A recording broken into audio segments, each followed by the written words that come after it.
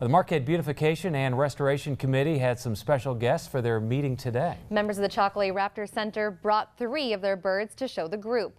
They brought Phoenix, the peregrine falcon, Eric the red, a red-tailed hawk, and Sage, the great horned owl.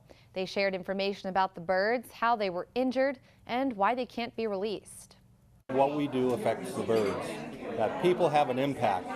The birds are doing quite well right now, for the most part, because of restrictions put on by EPA, and also the awareness of people on where these birds live in the environment and how they interact with us.